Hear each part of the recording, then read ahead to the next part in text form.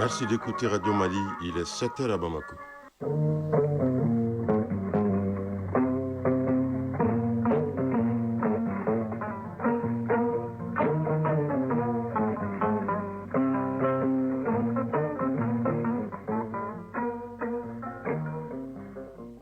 Le journal, Oumar Moussa Traoré.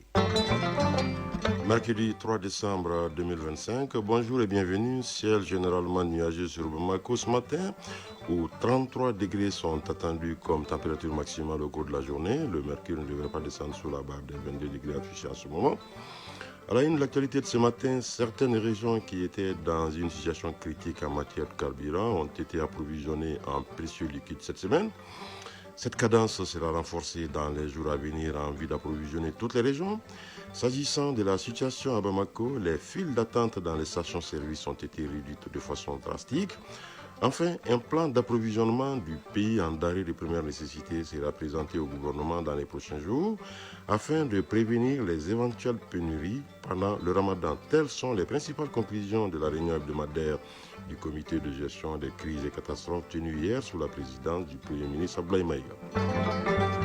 Autre titre de l'actualité de ce mercredi 3 décembre 2025, Tombouctou prête à accueillir la Biennale artistique et culturelle 2025. C'est le constat fait par le ministre en charge de la culture qui vient d'y effectuer un séjour de 48 heures dans la cité des 333 Saints.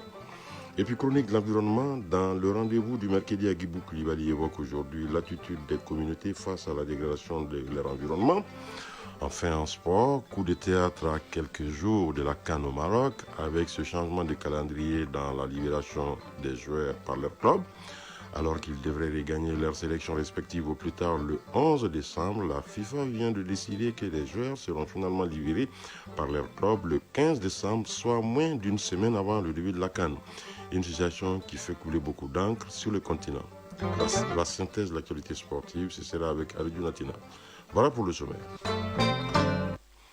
Je vous le disais en titre, le Premier ministre, ministre de l'administration territoriale et de la décentralisation régionale des divisions Abdoulaye Maïga, a présidé hier la réunion ordinaire du comité interministériel de gestion des crises et catastrophes à la primature. Le comité s'est réjoui de la diminution des files d'attente dans les stations-service et noté l'approvisionnement de certaines régions de l'intérieur. Cette tendance devrait être maintenue avec l'octroi désormais de 70% des citernes aux stations-service et 30% aux entreprises. Le Premier ministre, qui a salué l'amélioration de la situation de l'approvisionnement du pays en hydrocarbures, a transmis la gratitude du gouvernement au président de la transition qui a décerné les distinctions à certains acteurs du secteur pétrolier. Il a par ailleurs instruit au gouvernement l'élaboration d'un plan d'approvisionnement du pays en denrées de première nécessité pendant le mois de Ramadan. Compte rendu, Mamadi Kone, Ali Outouri. Cette réunion ordinaire du comité interministériel de gestion des crises et catastrophes a noté avec satisfaction la diminution des files d'attente dans les stations-service et l'approvisionnement de certaines régions de l'intérieur.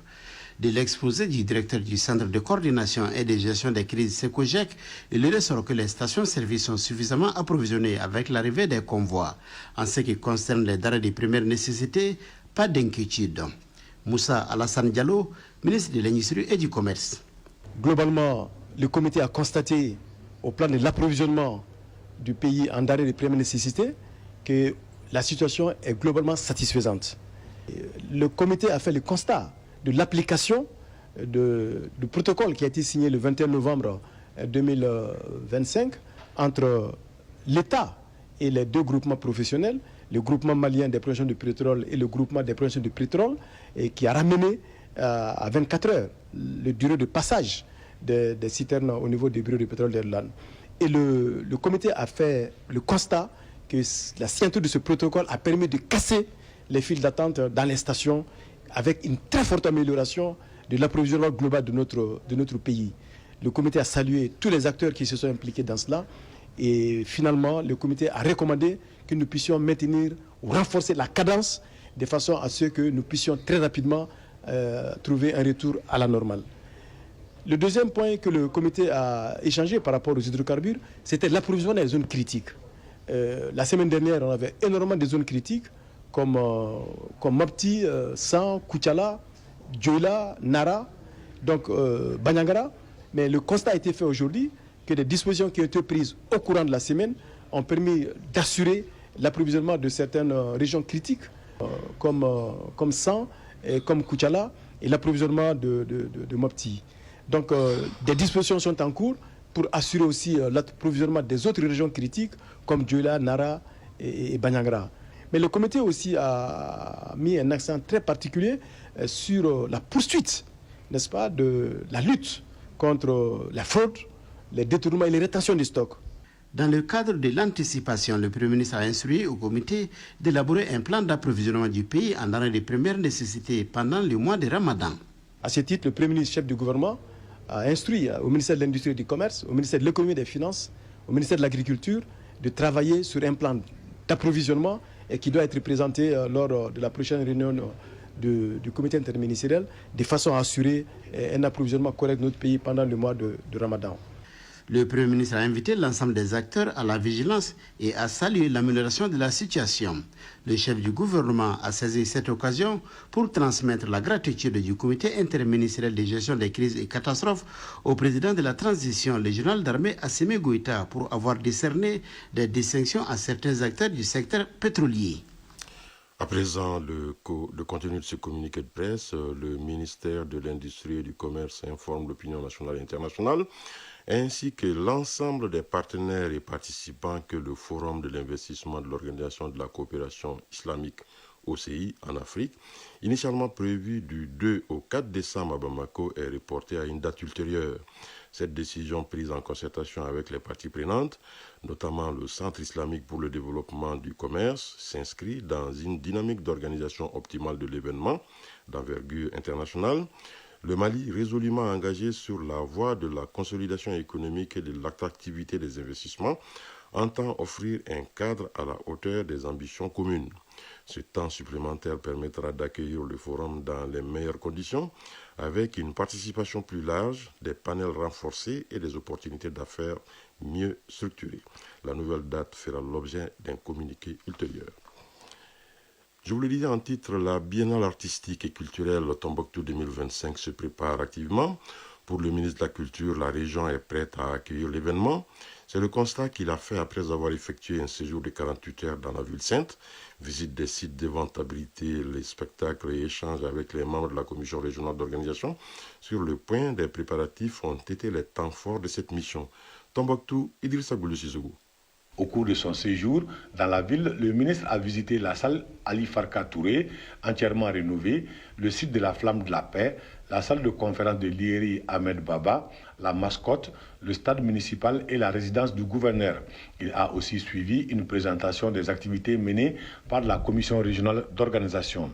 Mahmoud Dafé, ministre de l'artisanat, de la culture, de l'industrie hôtelière et du tourisme. La région de Tombouctou est prête. Tous les éléments qu'on a vus, je vous assure que le gouvernorat a pris, la commission d'organisation régionale a pris beaucoup d'innovations, beaucoup d'initiatives qui vont aider. Et la commission nationale également est présente. En tout cas, les autorités régionales et les populations s'engagent à réserver un accueil digne de l'hospitalité légendaire de Tombouctou à toutes les délégations. Issaka Nazoum, président de la délégation spéciale du Conseil régional de Tombouctou. C'est vraiment une préoccupation nationale parce que cette biennale est une biennale particulière. Ce n'est pas vraiment une biennale juste pour le spectacle, mais nous sommes confrontés à des situations extrêmement difficiles. Le pays est confronté à des difficultés énormes. Ça, c'est une opportunité pour nous de dire non. Tout va très bien au Mali. Au-delà des prestations artistiques et culturelles, Tombouctou devra montrer à la face du monde l'unité nationale.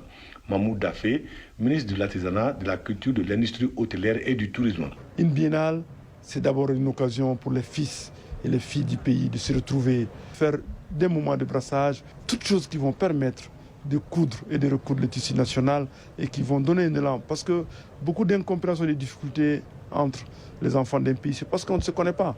Et on n'a pas un outil, un instrument aussi fort au Mali qui peut rassembler, qui peut réunir, qui peut unir les Maliens plus que la biennale artistique. La meilleure réponse aux médias, à tout ce qui se passe, c'est la créativité, c'est le talent, permettre à recoudre ce tissu-là. La biennale artistique et culturelle Tombouctou 2025, c'est du 18 au 28 décembre prochain. Tombouctou, Idrissa Goulou Sissoko, Mamoudou Askofare pour l'ORTM.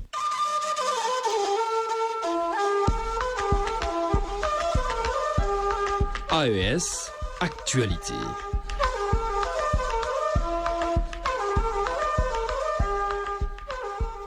Le premier volet de l'actualité AES qui nous conduit au Burkina Faso, où le président du Faso, le capitaine Ibrahim Traoré, a réussi hier au palais de Koulouba une délégation de pupilles de la nation accompagnée par la ministre de l'Action humanitaire. Les enfants sont venus exprimer leur gratitude pour les mesures déjà prises en leur faveur. Le chef de l'État burkinabé les a rassurés que malgré les actions déjà engagées, d'autres efforts sont en cours pour améliorer leur quotidien et préparer un avenir plus prometteur. De Ouagadougou, les précisions de Boukari Kinda de la Radio nationale du Burkina Faso.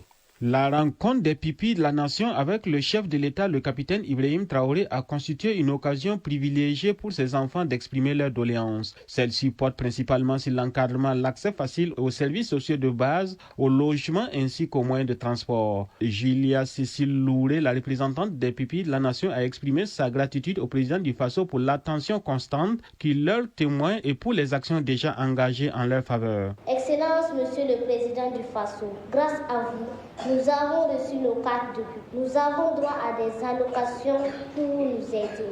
L'école et la formation professionnelle sont gratuites pour nous. Certains frais scolaires sont supprimés. Nous prenons gratuitement le bus Sotraco. Nous avons des bourses spéciales et nous recevons des bons pour nos soins de santé. Tout cela nous aide beaucoup. Cela nous rassure, nous donne du courage et nous permet de nous sentir protégés et aimés.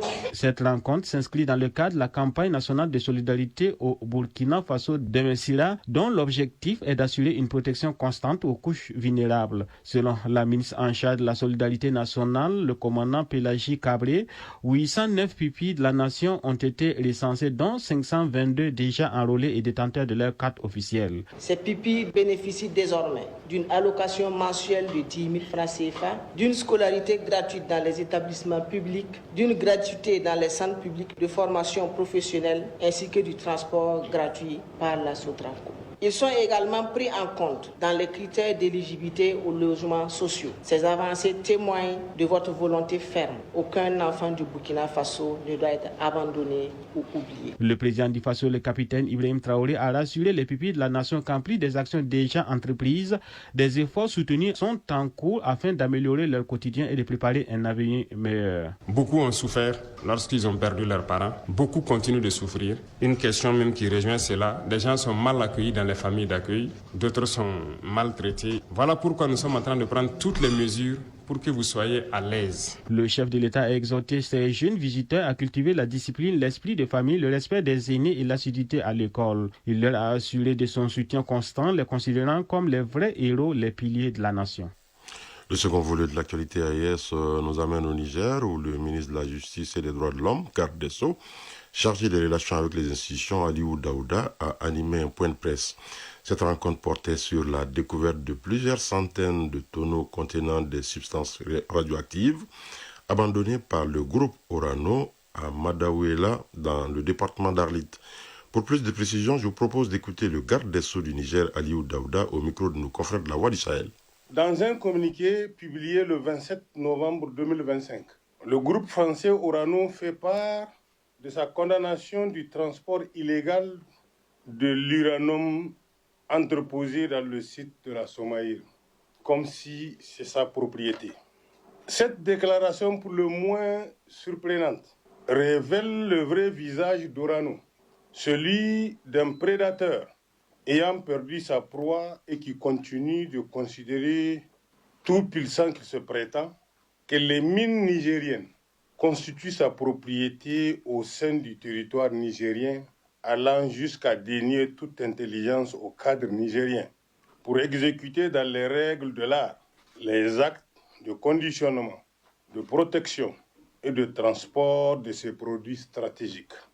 Orano semble dans un désarroi total avoir oublié que les plus hautes autorités nigériennes, dans un élan patriotique et souverainiste, ont nationalisé les sociétés minières qui sont dès lors retombées dans le patrimoine national après plusieurs décennies de spoliation et de crimes commis sur l'environnement, la santé des populations et sur l'économie nigérienne. Ce désarroi est d'ailleurs illustré par une décision du CERDI sur laquelle Orano se fonde pour revendiquer des droits qu'il reconnaît lui-même avoir perdu. Dans sa condescendance et tout en persistant dans ses revendications, Orano s'arroge le droit de poser des actes attentatoires à la souveraineté et à l'intégrité de notre pays. Comme en témoigne la découverte à Madewela, département d'Arlit, d'environ 400 tonneaux contenant de la carotte radioactive, matière hautement toxique et dont l'exposition met en danger la vie et la santé des Nigériens. Cette découverte, pour le moins surprenante, en dit long sur le mépris d'Orano envers le Niger et son peuple. Voilà, le ministre de la Justice et des Droits de l'Homme, garde des Sceaux, chargé des relations avec les institutions du Niger, Aliou Daouda, des propos recueillis par nos confrères de la Voix du Sahel, la page internationale dans un instant. Un mot de l'actualité hors des frontières de la Confédération de l'AES avec le Nigeria, qui accorde l'asile politique à Fernando Dias, opposant de la Guinée-Bissau à la suite du coup d'État. Lors de la présidentielle du 23 novembre dernier, Dias était l'adversaire du président sortant, Umaru Sissoco Embalo, renversé 3 jours après le scrutin par un coup d'État militaire. Dias avait affirmé le 27 novembre dernier avoir remporté la présidentielle en accusant Embalo d'avoir organisé le putsch et emporté les militaires au pouvoir et interrompu le processus électoral la veille de l'annonce prévue des résultats. Le ministère des Affaires étrangères du Nigeria, qui annonce la nouvelle de l'exil, précise, je cite, que cette décision n'est guidée que par les seuls impératifs de la paix, de la sécurité, des personnes et de la stabilité régionale. Fin de citation. Le Rwanda et la République démocratique du Congo signeront demain à Washington un accord de paix sous l'égide de Donald Trump. L'accord de paix conclu par les deux pays africains fin juin à Washington et qui n'a pas permis de faire taire les armes vise à mettre un terme à la guerre sanglante dans l'est de la RDC. Mi-novembre, Kinshasa et le M23 ont signé au Qatar une feuille de route préalable à un accord de paix dans l'est de la RDC. Inondation en Indonésie, le bilan monte à plus de 650 morts et près de 500 000 personnes portées disparues. Après les pluies records, les populations des zones touchées font maintenant face à une flambée des prix et à un risque de famine et de crise humanitaire. C'est ce qui ressort d'un décompte publié hier par l'Agence nationale de gestion des catastrophes. D'après l'agence, plus de 3,3 millions d'habitants ont été affectés par les inondations et 1 million ont été évacués et sont hébergés dans les abris provisoires. La page sport dans un instant.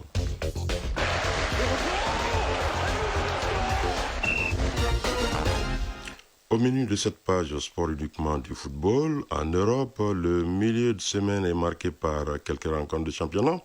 En Angleterre, il est question de la 14e journée du championnat, tandis qu'en Espagne, la 19e journée de Liga a démarré hier soir avec une opposition de taille, soldée par la victoire du FC Barcelone 3-1 face à l'Atlético de Madrid. Sur le continent, la Coupe d'Afrique des Nations prévue au Maroc approche à grands pas et changement de date par rapport à la libération des joueurs, alors qu'ils devraient regagner leurs sélections respectives au plus tard le 11 décembre. Finalement, seront plusieurs sources, les joueurs seront libérés par leur club le 15 décembre. Une situation qui fait couler beaucoup d'encre sur le continent. La synthèse de l'actualité sportive du jour, c'est avec Alidjou Matina. Coupe d'Afrique des Nations Maroc 2025, les joueurs risquent d'être libérés par leur club plus tard que prévu. En tout cas, à en croire certaines sources, l'Association européenne des clubs a fait pression sur l'instance suprême du football mondial FIFA qui aurait finalement cédé. Si dans un premier temps, les joueurs devraient rejoindre leurs différentes sélections du 8 au 11 décembre, finalement, ils ne seront libérés qu'à partir du 15 décembre. Alors que la Coupe d'Afrique des Nations débute le 21 décembre. Les clubs qui payent les footballeurs à des coûts de milliards ont donc fait le forcing auprès de la FIFA pour garder leurs joueurs le plus longtemps possible. C'est le 15 décembre que l'Égyptien Mohamed Salah sera libéré, a déclaré hier en conférence de presse l'entraîneur de Liverpool, Arne Slot. Un assouplissement de règlement qui n'a toujours pas été annoncé officiellement et met dans l'embarras les joueurs tiraillés entre clubs et sélections. Ces changements compliquent davantage la préparation. Les sélections africaines vont devoir réduire leur temps d'entraînement et d'adaptation, gérer la logistique dans un délai plus court. Signalons que la date butoir pour les entraîneurs de communiquer à la CAF leur liste de 23 joueurs plus 5 réservistes est prévue le 11 décembre prochain. L'équipe nationale féminine d'Espagne remporte la Ligue des Nations. Hier, en finale retour, les Espagnols se sont imposés 3-0 face aux Allemands.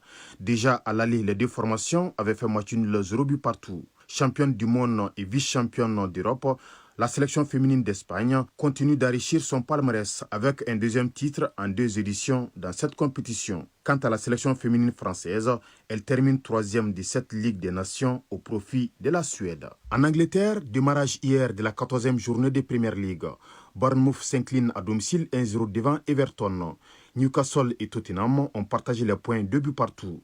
Et victoire en déplacement non sans peine de Manchester City à Craven Cottage, 5-4 face à Fulham. Auteur d'un but dans cette rencontre, l'attaquant norvégien de Manchester City Erling Haaland est ainsi rentré dans l'histoire de la Premier League en devenant le joueur le plus rapide à atteindre 100 buts en championnat anglais. C'est là en 111 matchs. Il détrône désormais la légende Alan Shearer, 100 buts en 124 matchs. Harry Kane, 140e match. Kun Sergio Aguero, 147 matchs. Et Thierry Henry, 100 buts en 160 rencontres. Suite de cette 14e journée de Premier League ce soir avec les rencontres Wolverhampton-Nottingham Forest, Burnley-Crystal Palace, Brighton-Aston Villa, Leeds United-Chelsea, Liverpool-Sunderland et le leader Arsenal qui reçoit Brentford. En Espagne, il y avait un choc hier soir au compte du match avancé de la 19e journée de Liga. Le FC Barcelone recevait dans son antre l'Atlético de Madrid. À l'arrivée, le Barça l'emporte 3-1 et consolide sa place de leader avec 37 points. Ce soir, déplacement périlleux du Real Madrid qui joue à San Mamés contre l'Athletic Bilbao. Chronique de l'environnement. À mesure que les feux de brousse gagnent du terrain à travers le territoire, un acteur essentiel est interpellé, la communauté elle-même, premier témoin et première victime de la dégradation environnementale. Les communautés face à la dégradation de leur environnement, c'est le sujet de la chronique de l'environnement. C'est une réalisation de Agibou Koulibaly.